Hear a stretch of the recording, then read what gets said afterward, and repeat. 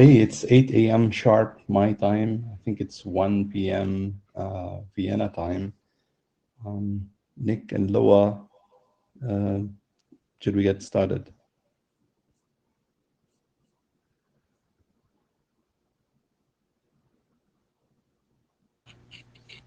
Are you trying to say something, Loa?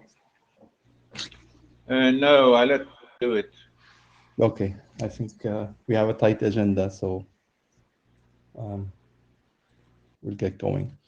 Welcome to the IETF 113 MPLS working group session. This is a hybrid online with physical presence. Not so much of a physical presence there, as was pointed. My name is Tarek, and the other working group chairs, co-chairs that we have are Loa and Nick. Our secretary is Mac. He's going to be helping us on minute taking today. I see him in the queue. I want to welcome our new AD, Andrew Alston. It's my pleasure and our pleasure to work with you. Hello. And looking forward to working with you. So let me proceed to the next slide then. This is our usual Note 12. It governs the intellectual property at IETF as well as the code of conduct. If you're participating in this conference and you're abiding by these rules, so make sure you read them and understand them.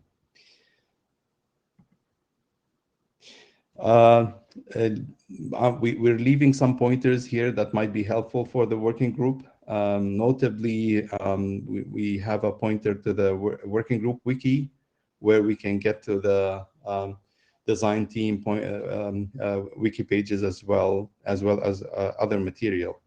The slides are there on the materials page, and we are also leaving the GitHub link, where we're having some work in progress drafts that the design team as well as the working group in general can leverage and use.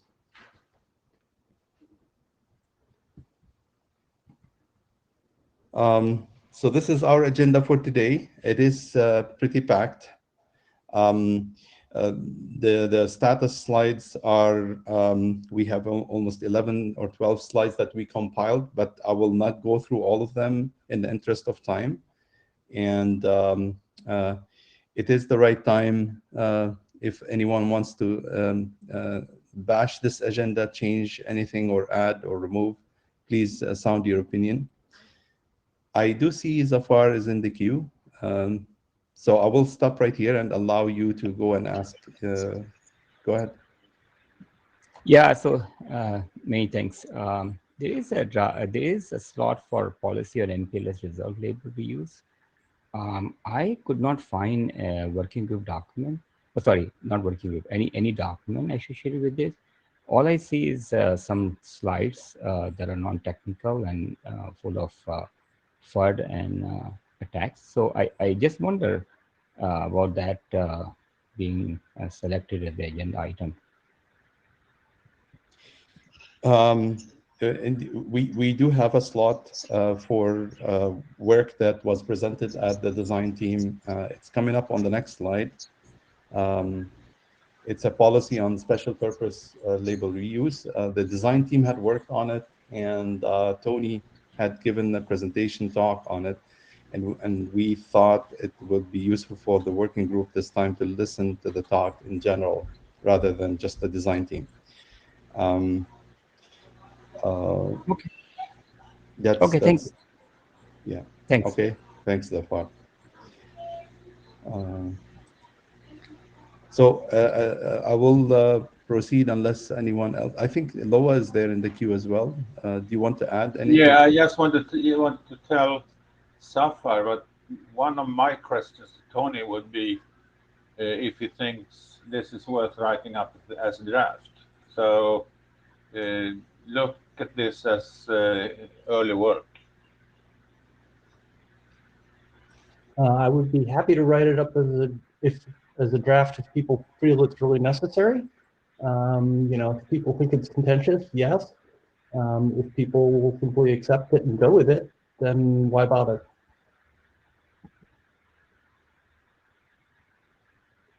I'm not suggesting that we write a draft. Okay, thank you. Okay, thank you. I'll move on, and next we have an errata that was reported since last time we met. It's against RFC 6512. From the looks of it, you know, there is a editorial maybe or a typo. Inter AS, it should be intra AS, but it might have a technical meaning associated with it. We will have to sync up with AD on this and see how you know, we'll need to verify that or pursue that further. On the next slide, we since last time we have had a new RFC. We want to thank the authors, the Shepherd, as well as the working group on working on and producing this document. We do have two other RFC, documents that are in the RFC editor queue. One is in its the final stages in the Auth 48, as the second one is in MISREF, waiting on another document. The other document is also by the same authors, and I think Loa is the shepherd. Do you want to comment on what's holding up the other document, Loa? I don't really want to, but the truth is that that's me. I've been too busy. I will take care of it after the meeting. Okay. Okay, thanks. We do have a new document that was adopted since last time we met. And I don't want to, we do have a set of documents that were updated, and like I promised, I will not go through the full status report. I will leave it for the working group to inspect the slides if they're interested. So I will switch to the next item on the agenda unless anyone has any specific question. Rakesh, I see you in the queue, so feel free to go ahead. Yeah, I have a very quick comment on that draft IETF Mpls 6374 SR.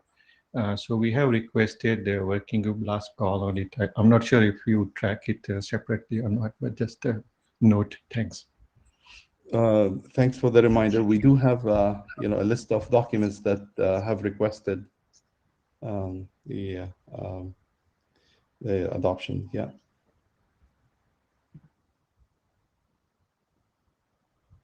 Okay. I'll change the deck to the first presenter, who is going to be Rakesh, I believe. Yes, it is Rakesh. Okay. I will give you the control on the slides, Rakesh, as well. You should be able to flip through them from the bottom of the screen. Yeah, I see it. Thanks, Tarek. Hi, everyone. Good morning. My name is Rakesh Gandhi. I'm presenting the Mpls data plane IOM draft on behalf of the co-authors listed here. So the agenda is requirements and scope of the draft, the summary of the protocol, and discussions next steps. So this is the draft is about the carrying IOM data fields with Mpls encapsulation. So there is work going on in IPPM working group. There are a couple of drafts on the IOM data. I believe they have finished the working group last call as well. This is for edge-to-edge as well as hop-by-hop IOM. So just a brief history of this draft. It's been around for more than 3 years now. It used to be in spring. It was presented there, then moved to MPLS working group because it's a generic application to MPLS data plane. Last year we did MPLS RT expert review, and there were good suggestions came out. One of them being use a GACH for the IOM. So we have included that suggestion. Draft was renamed to focus on MPLS, all MPLS data plane. There were some concerns raised with requesting of the multiple ESPLs and impact on MSD. That might be the reason why we trigger the DT design team as well, based on some review comments. So we have updated the draft to address those comments as well. Draft was presented a couple of times, and just so we'll focus on the changes and not go through in a lot of details this time.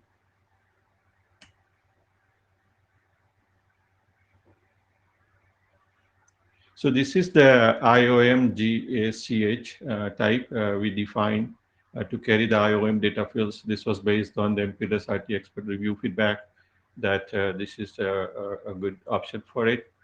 So we have added that in the draft. There are two indicators used to be different as ESPL labels, but based on feedback, one option is to define the two flags. One indicates that there is IOM data present after the bottom of the stack, and there's a second flag that says it needs the hop-by-hop processing. So the label can be entropy label, it can be SPL or network programming label. This is something we can discuss as part of the working group process.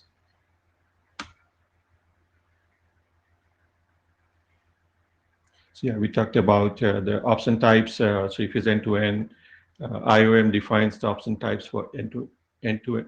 It's actually called edge-to-edge processing and then hop-by-hop processing. So the packet will look like this with IOI indicator that says that there is an IOM data after the bottom of the stack, and as we had defined GACH for it. So this is based on discussion so far. Packet would look like this. The procedure is simple. I will not go into the details of the procedure, but NCAP node will add it, and IOM as well as the indicator midpoint will ignore it, and DCAP node will process the IOM and remove the MPLS header with IOM. For hop-by-hop, there is another flag defined. This says that IOM needs the hop-by-hop processing.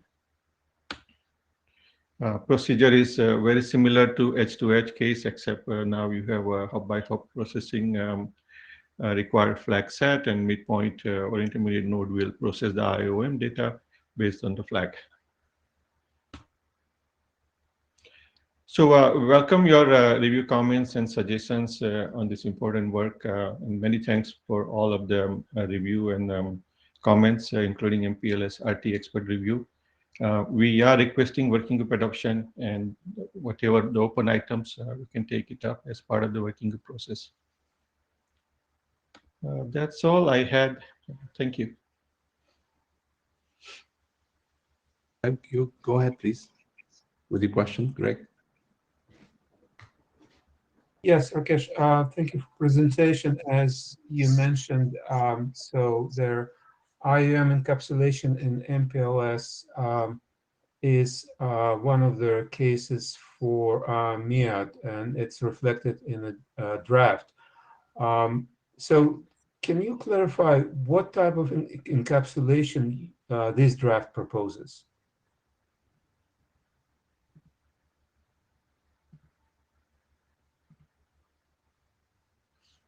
Yeah, so this was, there is a GACH type defined based on MPLS RT feedback to carry the IOM data field.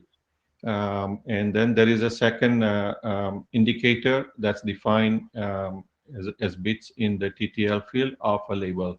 Label being entropy label or SPL or network programming label to be discussed as part of the working group process. So you are proposing multiple solutions? No, there is indicator and then there is data. right? This is in line with two things that's also part of the MIAD. But my understanding is that GACH is not part of the MIAD or not part of their direction that Open Design Team is working on. Yeah, so this is based on the MPLS RT experts' suggestions to use GACH and incorporate it in the draft. If MIAD comes up with a different header, then it can be adapted as part of the working group process.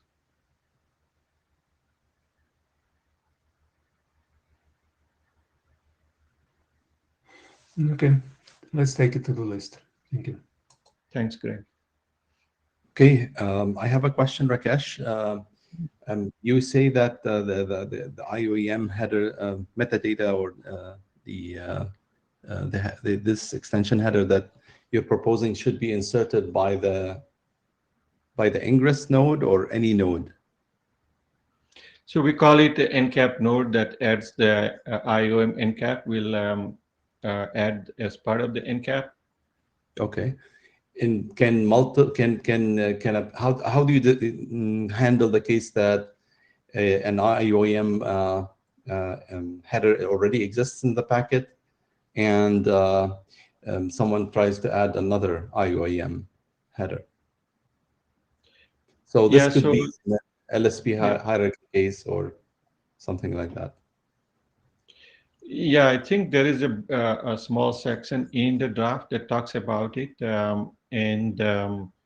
Basically, as part of the new NCAP, there are two ways of doing it: either adding a new header in the whole IOM, or appending the data to the existing IOM. So these are two options. We can elaborate and agree on which one is the right one. Okay, I'm just concerned about the when the one egress LSR of one LSP tries to remove the whole thing, the whole header, and you want part of it to persist. And maybe I should read that section. Thank you. Yeah, it's a good comment, Tarek. We can elaborate. Thanks. Okay, we will move to the next presentation. Let me see if I can find it then.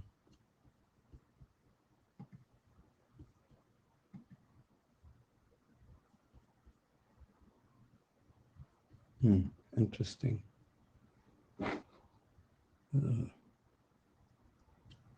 I'm finding it, it's not allowing me to share. Tarek, would you help me to share the slides? Yeah, I'm. It's not letting me share your slides, so not sure. It's telling me. Okay, now it is. Yeah, I just released Tarek. I was share slide more, so I just released it, and maybe that was the reason. Oh, that was it then. Thank you, Rakesh. Yeah. Okay, let me find the.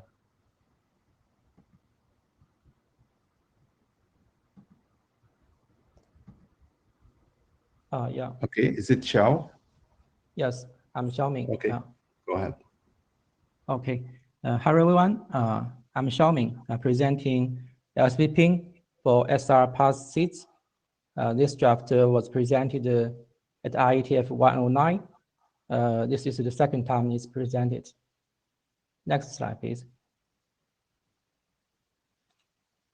Able to control the slides from the bottom. Okay, I see.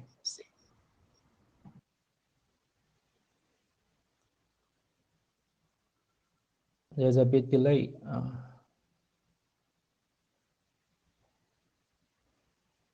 Okay.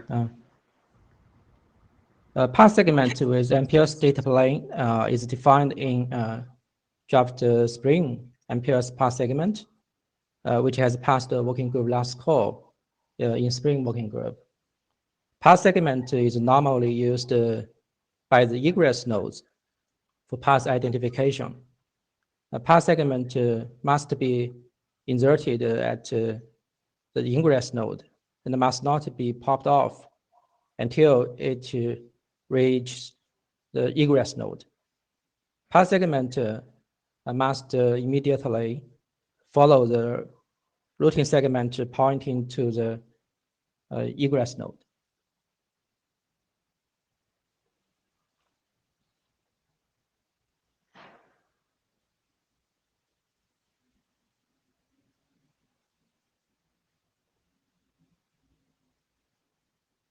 This draft provides 3 target fact sub-TOVs for path segment.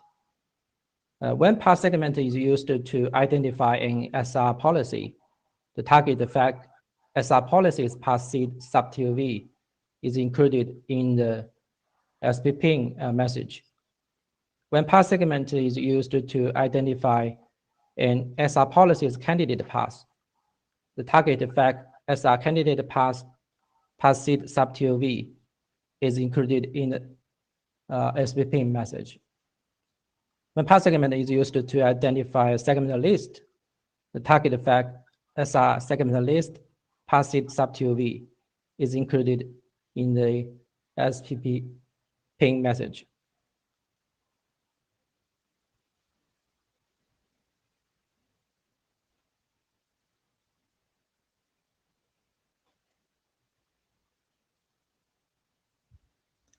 This slide illustrates the format of SR policy path seed sub-TOV.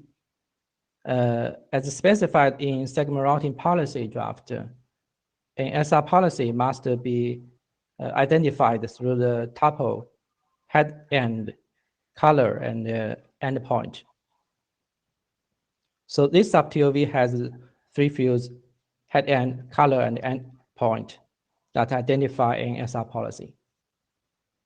The egress node would use the 3 fields and the received path segment to validate the control plane to forwarding plane synchronization for this path segment.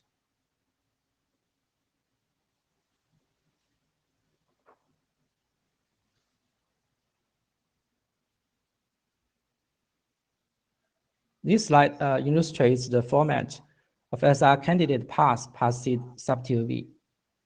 As specified in segment routing policy draft, an SR candidate path must be identified through the tuple, head end, color, endpoint, protocol origin, originator, and discriminator.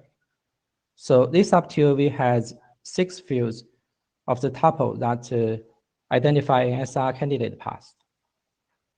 The egress node would use the 6 fields and receive the path segment to validate the control plane to forwarding plane synchronization for this path segment.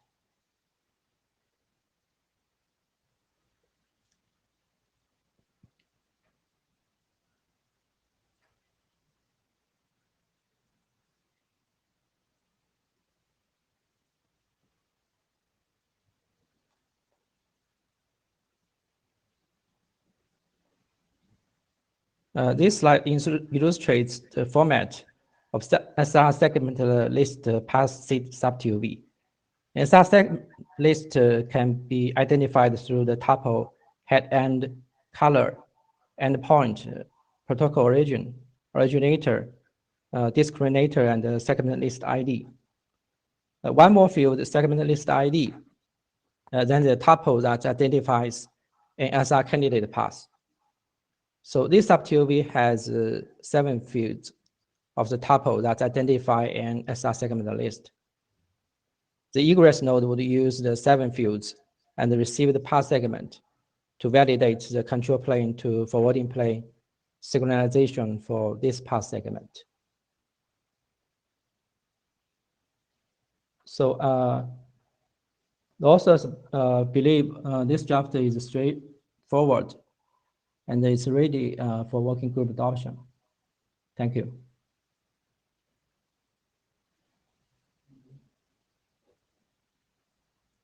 No questions. I have a quick question for you, please. Is the path segment only relevant at the egress, or would the transit node be interested in this path segment ID? Yes, In the 0.0 version of this draft, we have no decision on whether it's only to egress node or is also relevant to transit node. And after revision, we decided to change it to just for egress node to check, to validate. Because we think path segment from the description of the path segment working group draft, we think it's just relevant to the egress node. That's the decision from the authors. Thank you. Okay, thank you.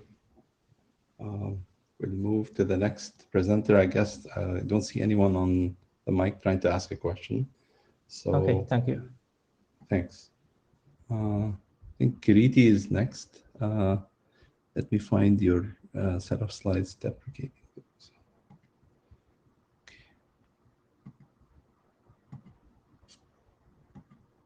Hello, can you hear me? Yes. Yeah, if you come a bit closer to the mic, it was Okay. a little bit open. Yeah, I think I can hear you. Yeah. All right.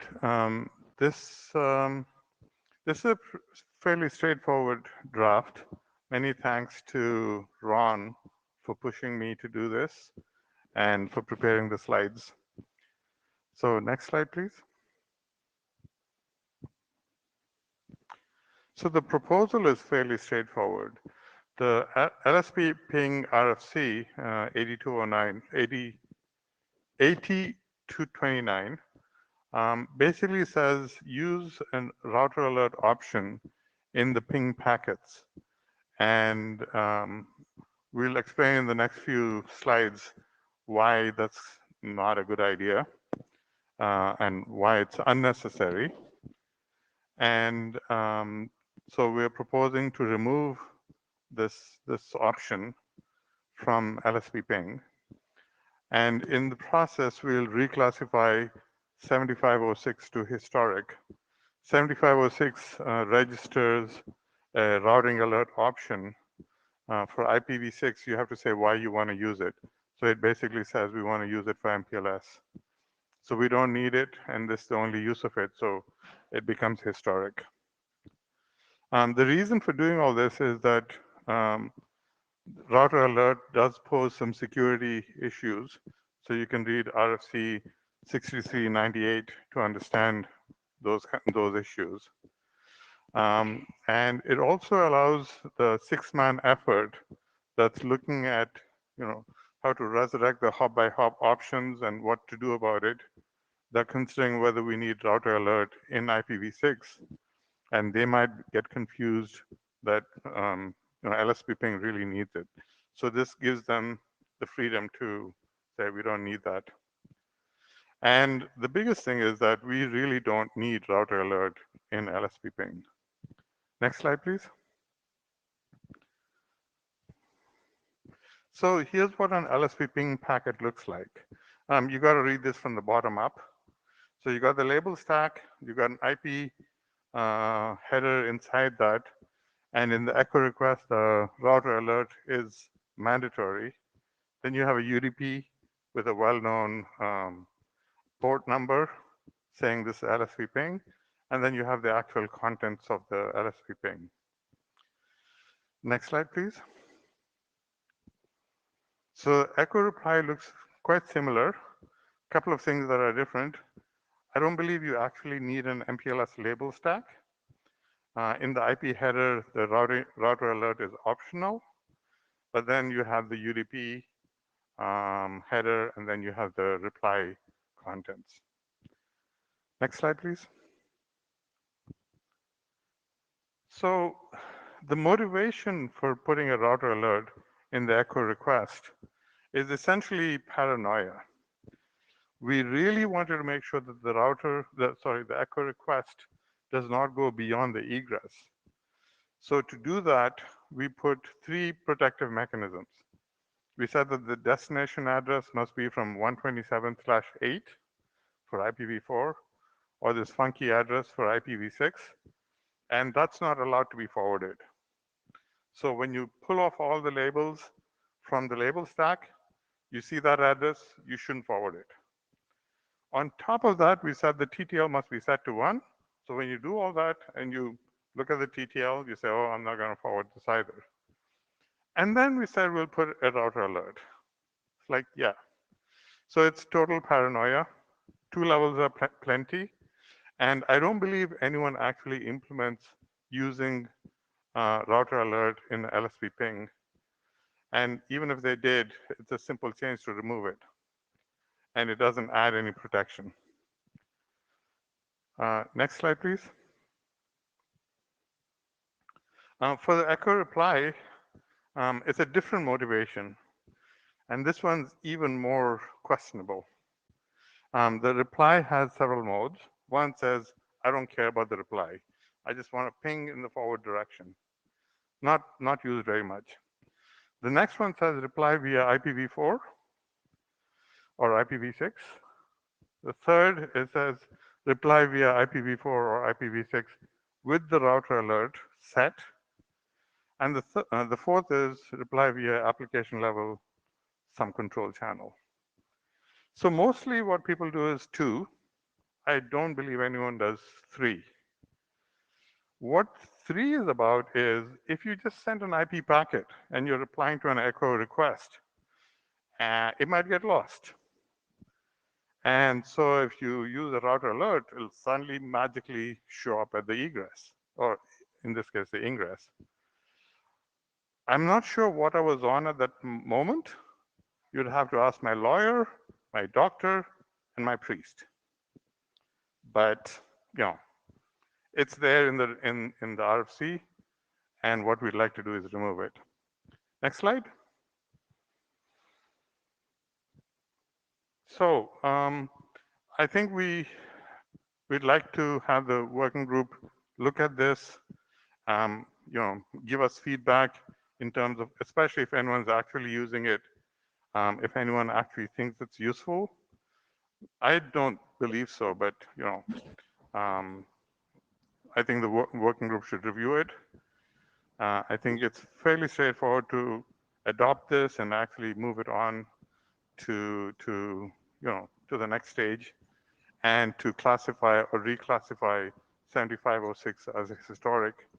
And probably it would be nice to tell I think it's 6man that's doing the hop by hop stuff in IPv6, and tell them, hey, if you thought MPLS needed router alert, it's no longer the case. Thank you. Any questions? Yes, we do have Greg in the queue first, in the top of the queue. Thank you. I just want to note that through other discussions, I learned that IPv6 mapping of IPv4 loopback range has no special meaning in IPv6. And at least one operating system allows use of these addresses and they get out. So IPv6 has only one single loopback, which is address 1. Okay, that's good to know. The reason why we actually said use the whole range was to give a little more chance for entropy, because LSP ping in the hop by hop, the trace route mode, you want to explore all the different paths. And if you're including the IP address in your exploration, in your ECMP, that would help. So that would be a little bit painful, but we still have the TTL set to 1. So thank you for pointing that out, Greg. We will look at that and come back to you, but I still think that we should remove this, but Ron and I will consult, and hopefully the working group will also give us feedback. I agree with orthogonal, and actually it might be something that we can look at recommendation of using this range in the documents, and maybe do some bis and say, don't use this range, use just one single IPv6 address. Oh, yeah, but then you don't get the entropy, you don't get the, the exploration. You can use source port number. True. Okay. Thank you. Go ahead. You still have. The question on which document you actually update. You say in the draft that you're updating 7506 and 8029. Those are fairly obvious. But in the paragraph above, you say that RFC 6398 recommends to use this very carefully. Yes. Since you are removing the possibility to even be careful, isn't 6398 also updated? No, 6398 doesn't says nothing about the particular use that we are talking about here. It says in general, router alert in IP packets is not a good idea, especially across the internet. So I don't believe that that's affected. That is not the MPLS router alert. That's what you're saying. No. Okay. Can you clarify that? Sure. Okay, thanks. Okay, thank you. Thanks. Thank you, Kiriti. We'll move to the next presentation, and we have Tony.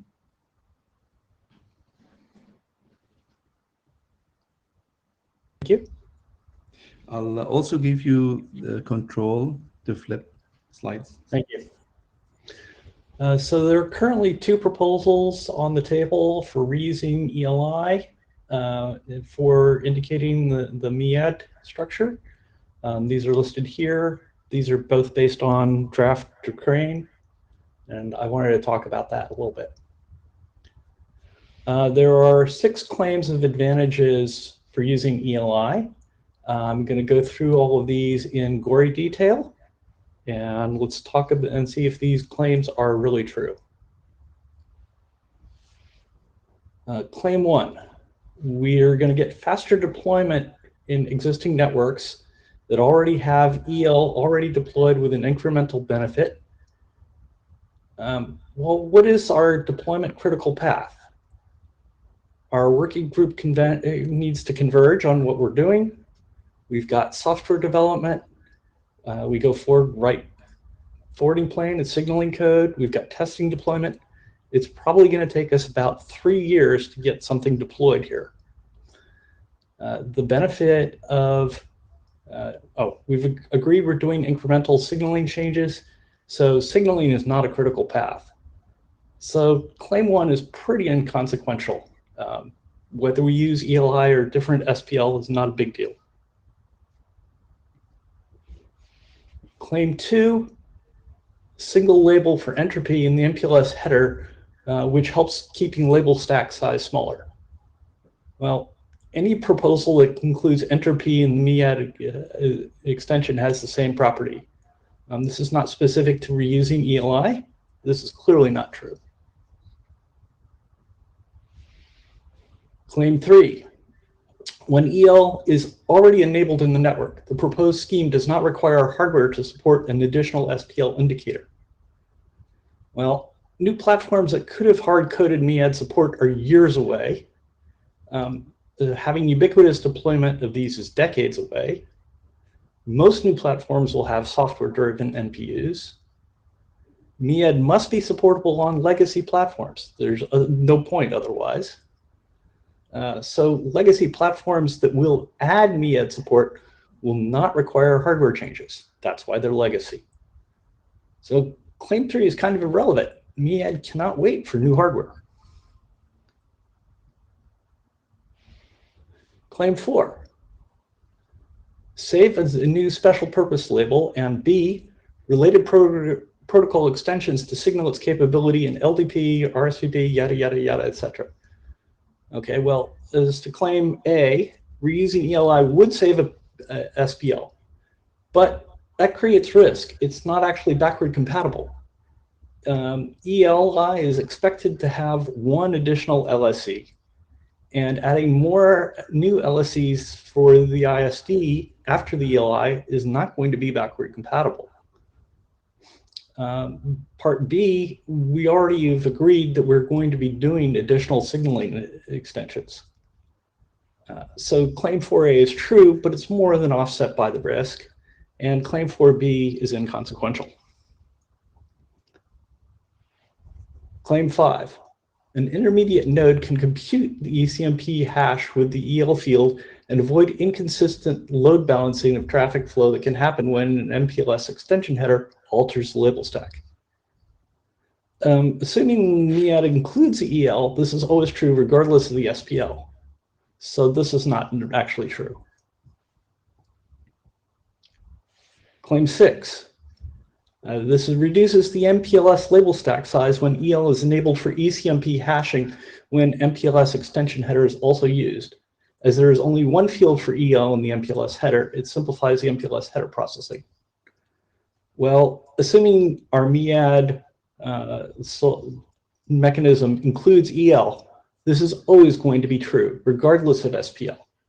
So claim 6 is also false. Turning now to another option that's listed, there's a proposal that we use network group programming labels, NPL, for our SPL. We were not able to find a definition of NPL in any IETF document. I was able to find a document on the web that suggests that NPL is SR specific. And we have already agreed that MEAD is not SR specific. So this does not seem like an appropriate approach. So, all right. So basic summary, we should go ahead and use just a new SPL for MEAD. And I'll take questions. Go ahead.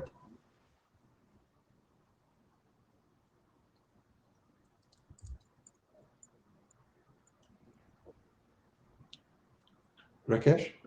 Yeah, hi. Thanks, Tony, for the presentation. Unfortunately, I see most of the arguments against the claims are false and not very analytical. Specifically for claim 1 about faster deployment and claim 4 about signaling extensions. If you look at the history, entropy label was developed 10 years ago, and we're still doing protocol extensions. There are new drafts in PC and whatnot. We're doing protocol extensions. So should not underestimate the amount of work required for protocol extensions for new SPL. It will take another 10 years for new SPL. If you look at the history, adding a 1-bit flag in the ELI just to say it's MEH capable is definitely a lot less work. Lot less protocol work, lot less software development, easy to certify and deploy, and less impact on operators' OSS system as well. So I think it's definitely faster deployment, and it's also backwards compatible because of that bit. NCAP node will not add any ELI that will expose on the legacy node. So from that point of view, it's also safe to go in brownfield network. So I think both conclusions for 1 and 4 that you have are completely false. Thank you. Okay, I disagree with you.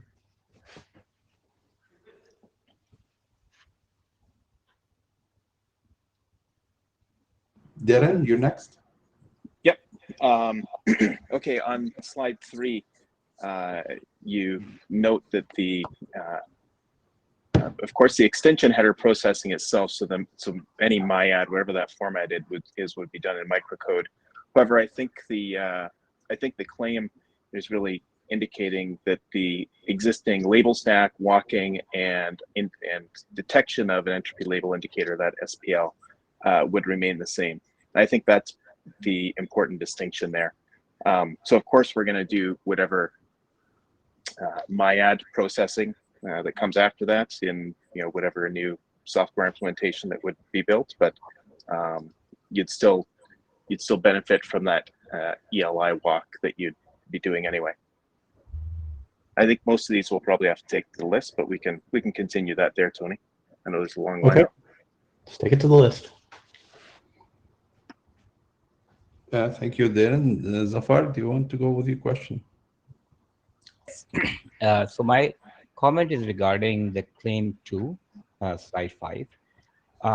The claim 2 is correct as 2 plus 2 equals to 4 math. Jack's presentation in Mpls working group explained the point on how to reuse EL, reduces the label stack size very well. I'll reference that. In fact, is the other way around. If you add a new SPL, you add 2 additional labels. And also carrying entropy in EL as well as SPL mean you're adding 2 additional label in the stack as well. So I mean, I don't see any way you can basically support or claim that claim 2 is false. So we already have 2 other proposals on the table where people are carrying entropy using MEAD inside of MEAD. So the entropy label is not necessary whatsoever. You don't need a separate instance of the entropy label. Like going back to what Wayne mentioned during Pals and what Rakesh mentioned, we have defined entropy label and it's not fully and correctly deployed as of today even. So assuming that you're going to migrate everything to the new SPL is just wishful thinking. So entropy label, you have to deal with it, and then you will have to deal with the 4 label pushing. So you will have to carry for some, you have to carry for entropy label, for some node you have to carry in the SPI is just a mess. It's 4 label. You will end up with 4 label. You are married. You are getting married with 4 label stack for a simple thing. So this is, please do not make such claims. I disagree. The things that are on the table, if you're using MEAD, you have room to put entropy in it, and there's no point in adding an entropy label too. And then how would you do migration? All the legacy. Anyway, we can take it offline now. All of this is doing MEAD. Everything that assumes that we are doing MEAD already has signaling that we are only selecting MEAD capable routers. We can take it offline today. Okay, thank you. I beg to disagree. Thank you, Zafar. Bruno? Can you go forward to slide 18, please? Slide 18. Yes, last one. Okay, you're well into my backup slides. Yes, sir. I have a clarification question, which may be cultural. I'm not sure what you have in mind by the 2 words at best. And would you agree that we can say claims of backward compatibility applies to draft requirement? Yes. Thank you. I'll agree to that because your draft does not add LSEs onto the label stack. Yeah, I agree with you, but I would have like that summary to be part of the summary you showed also. It's fair to have it in the slide. Thank you for that. Thank you, Bruno and Ketan. Quick couple of clarifications. One is, does the MEAD proposal plan to cover entropy and all other special labels that are out there, or is it just entropy? And is that something that was been kind of agreed in the requirements that this is MEAD would be encompass everything? Well, I can't speak to what all proposals are going to do. Of the proposals I have seen, there are opportunities for adding lots and lots of various things onto one SPL. And I am assuming that we're going to basically try to cram as much functionality into one SPL as we can. Okay. Which of those 2 could you refer to that? Because I think I was able to see it only in one proposal, the JAG's draft that covered entropy. Maybe I missed the others. And then Kariti's draft for FAI also carries entropy. Okay. And a second clarifying question, or second and last. This is about MEAD, right? I wanted to know your views on the draft DECRAN and what it proposes. And do you see any problems with that? So I have no problems with that. Okay, thank you. Okay, thank you, Ketan. Loa?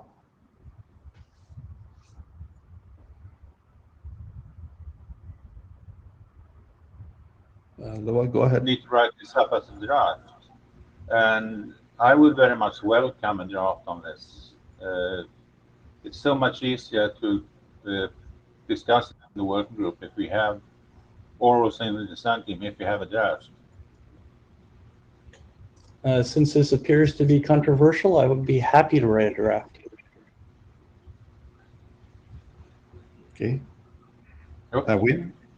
Oh, Yeah, Wim Hendricks, Nokia.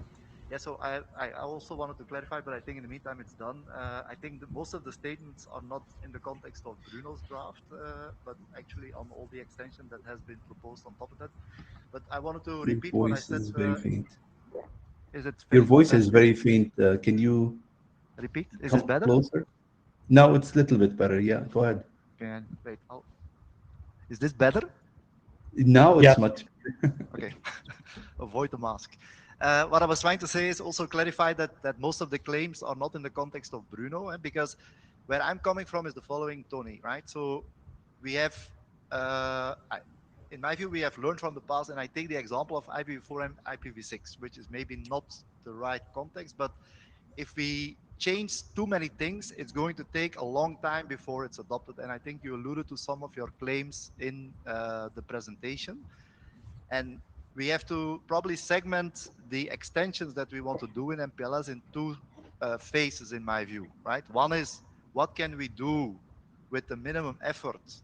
And in any proposal, I do agree that we have to do microcode change, but we have to see with the legacy systems that we have, what type of extensions can we support using that legacy hardware, if you will, which in any form or anything that we are proposing will need to do an upgrade, right? So I'm not disputing any of that, but I believe we have to segment the, let's say, the implementations in two phases. One is what I call maybe a minimum set that allows us to have something fairly quickly, and fairly quickly means, and I don't disagree with you, three-ish years, maybe a little bit longer. And then have maybe something on which is much more extensible, and look at what that would mean. And I would like us to segment the problem spaces in those two categories, because otherwise we might boil the ocean and takes us years before we get anything. And I gave the example in the morning session about the entropy label. Just to give you an indication, I went back to the draft. The specification was 10 years ago that we have RFC, and I can tell you today there is still a bunch of networks that do not support it. Okay.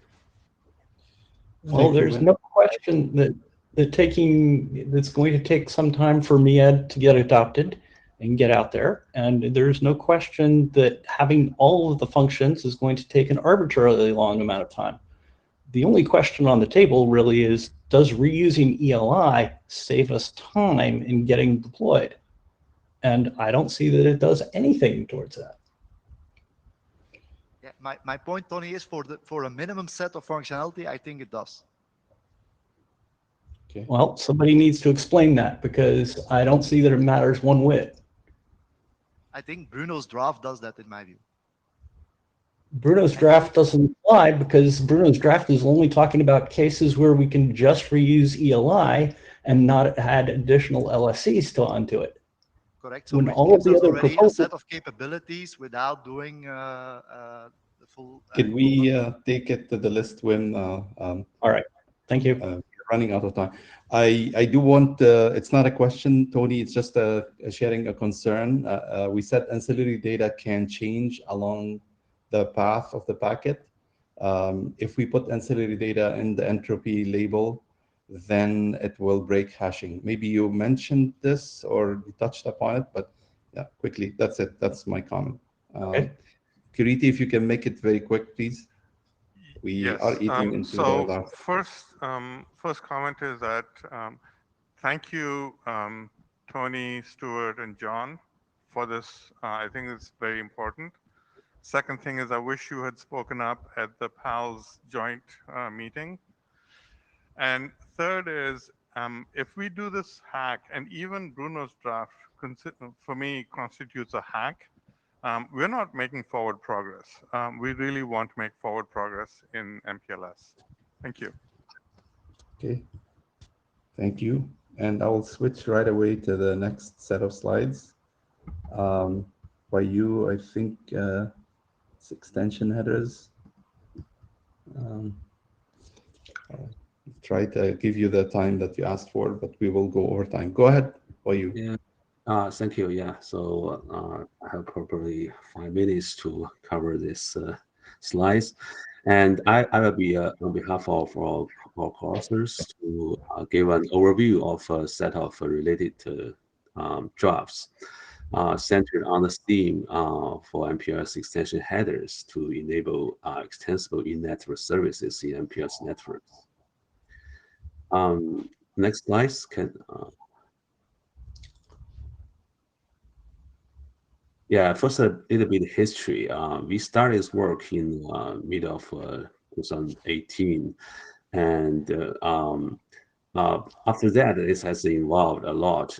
Today is already the version 06, and also later in 2019, we decided to split the document and spin off a part to discuss the options for the extension header indicator. And also we have 2 other documents covering the architecture, network architecture of using extension headers and some other operational optimizations to make the header processing faster. So next slide. So the basic motivation for this work is that we have seen recently there are a lot of in-network services over user packets are introduced. These use cases include in-situ OEM, network slicing, service function chaining, multicast, segment routing, network programming. We can see some common requirements to these applications. First, we do need to encapsulate some actual instruction header or metadata in user packets. And also these headers are needed to be added, removed, or processed totally within the network.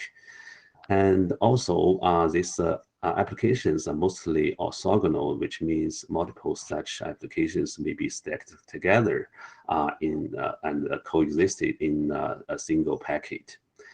And also, since they are applied to user packets, they should support fast data plane processing. That's a requirement, a performance requirement we need to care about.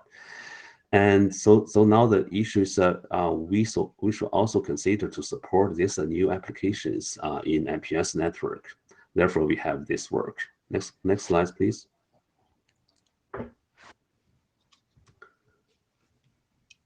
Yeah, so solution is MPLS extension header, and we shall stop designing piecemeal and incompatible solutions which compete the same resource. We have seen several proposals just like this. They specify some new special purpose label, and they claim the location after the label stack to fit the actual header and metadata. But if you consider multiple such applications to be applied at the same time, there'll be issues about that. So we should have a generic framework once for all. So in this proposals, we have this extension headers.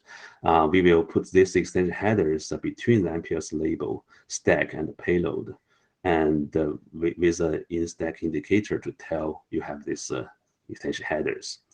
So extension header is not new. It's already being used in IPv6, but there are some issues about IPv6 extension header. We should learn some lesson from that.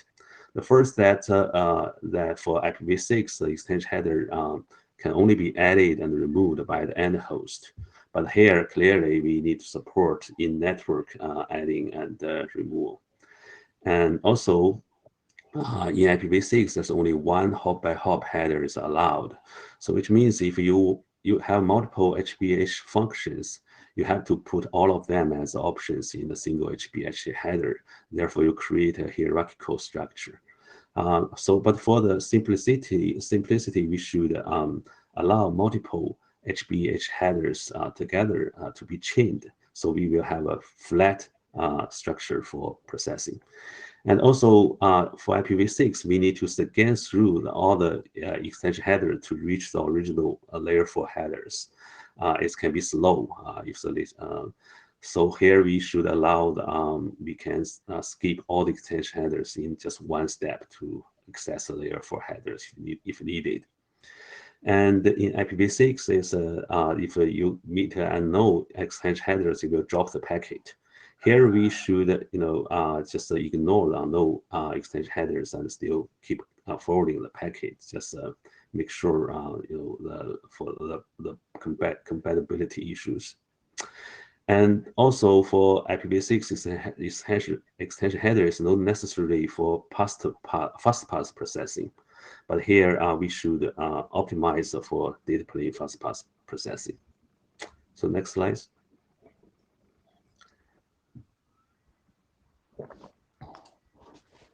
Yeah, so I think the high-level requirement is the flexibility, extensibility, performance, and the backward compatibility. Maybe we can just go the next slides to quickly recap. Okay, so this slide summarize all the possible options for the indicator, in-stack indicator. You can see here we have a 4 group of possible solutions which cover all the possibilities, as I think in other talks discussed today. But there are some conclusions from the OpenDT. We will not go to the GALE GSH path. And also in this draft, we indicate that we prefer to use a single special purpose label as an indicator. Next slide.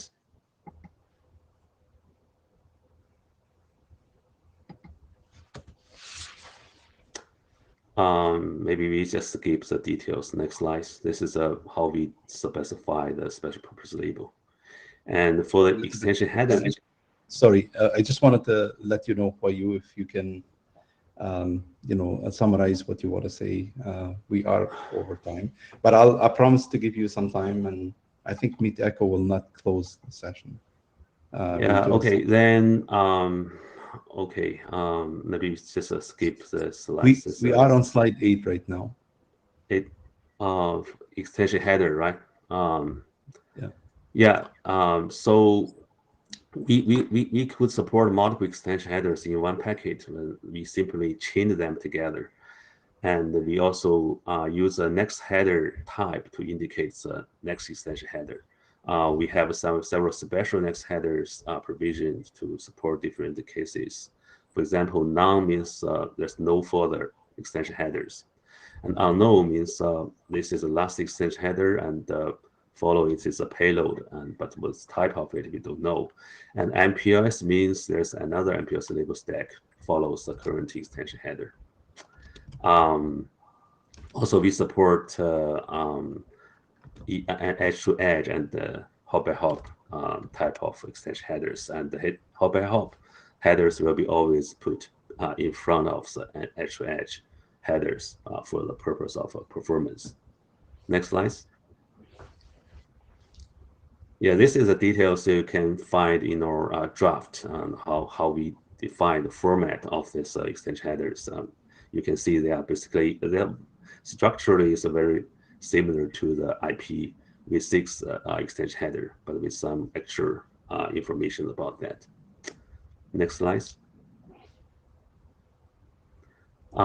Maybe this more details about how to optimize operation. You can refer to our drafts for the details. Next slide. Yeah, so here's some hardware implementation consideration because we need to make sure it works in a faster path. Therefore, we should design for simplicity and performance.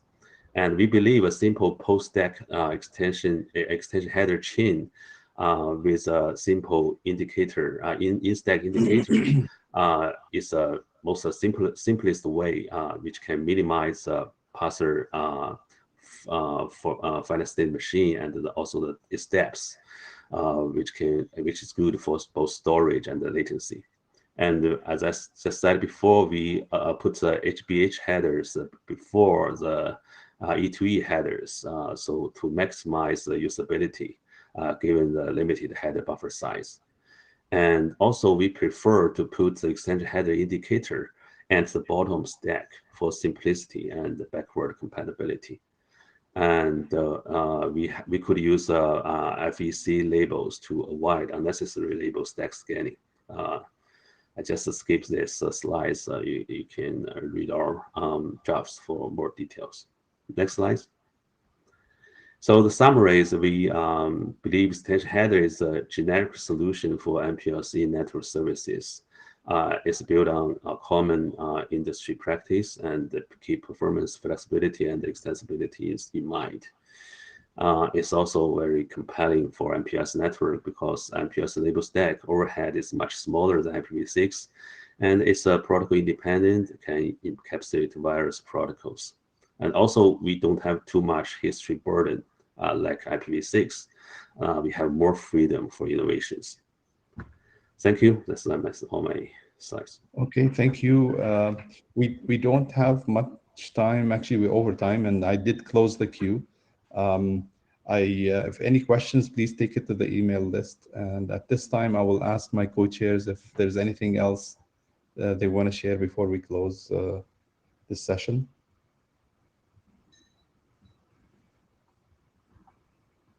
Loa, you want to speak? I see that you have the mic on.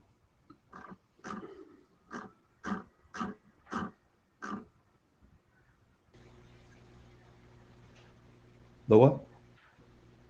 I don't know if you can hear me. Now I can. Now I can. Okay. I think it's fine to close. Okay. All right. Thank you so much for a very productive session. We'll see you next IETF or even the design team weekly meeting. Thanks a lot. Thank you. Bye-bye.